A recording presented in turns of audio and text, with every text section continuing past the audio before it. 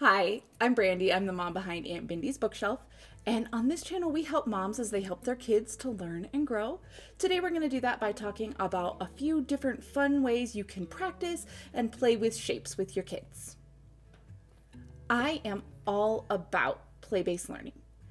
In fact, you can watch a video here that talks about play-based learning, what it is, and ways that you can encourage it. So play-based learning means that you turn a lot of different things into play. Today we're going to do that with shapes. I'm going to give you 5 different ways or tools to practice shape with your kids that are all play. They're all different games.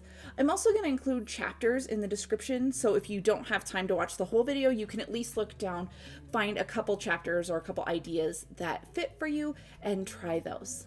All right, here we go. It's no secret that I love picture books, and you can find some great books for teaching just about anything. My favorite shapes book is Mouse Shapes, but some other great ones are Color Farm and Color Zoo by Lois Ehlert, and The Shape of Things by Dale Ann Dodds. As you read, point out the different shapes, trace them with your fingers, talk about what makes them special. How many sides do they have? Are the sides equal? Do they have curves? And remember, most kids are not going to get this on their first read through. This is just a fun introduction. Inspired by Color Farm and Color Zoo, make shape animals.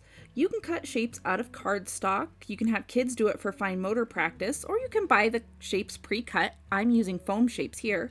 You can use tangram tiles, or you can use magnetic tiles like Picasso tiles. Look at the books for inspiration and branch off on your own. Identify each shape as kids choose and place them. See what kind of fun things they can come up with. A third way that you can practice shapes is to go on a shape hunt. Go out hunting for shapes in the world. You can look around the house or you can go on a shape walk. I really love to get kids out and looking for things in the world. It gets some of their wiggles out and it shows them part of the bigger community. I like to go on a hunt for a specific shape, like today we're going to go on a triangle walk, as I find it can be overwhelming to search for all the shapes. Kids can take a picture of their finds to show off later, and they love running that camera. Another way to practice those shapes is to make a shape menu and meal. Choose some shapes and make a meal out of them. I'm using this shape placemat and foods from my store, but you could absolutely draw on a paper plate and cut food pictures from grocery store ads or online recipes. Use what you have. Have kids choose one food in each shape.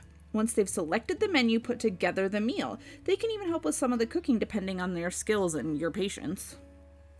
A 5th way to practice shapes and play at the same time is to make some shapes out of Play-Doh. I love using sensory play as a teaching tool. I find that the more senses you involve, the quicker things get through and the more apt kids are to learn it. Take some Play-Doh and use it to make shapes. These shapes cards are available as a free download in my store. I'll link it in the description. You can also use cookie cutters or a butter knife to make the shapes. I especially love using Play-Doh to teach 3D shapes and their 2D counterparts. I think it's a great way to illustrate that. And one more as a bonus idea.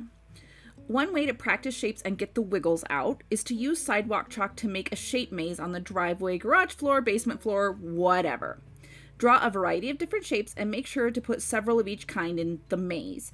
Kids can definitely help with that part if they're ready to wield the chalk. Plus, that's another way to enforce it in their brains when they're drawing those shapes. Once the shapes are drawn, pick a shape and have kids make their way across the maze, stepping only on that shape.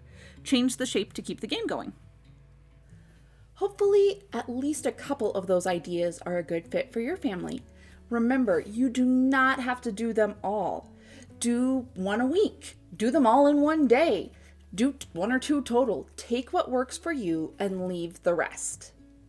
If your preschooler through 2nd grader is ready to really delve into shapes more deeply, I have a couple activity packs in my store that deal exclusively with shapes. I will link those in the description.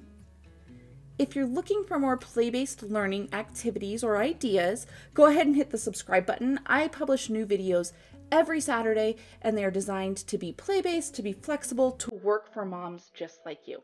Have a great day.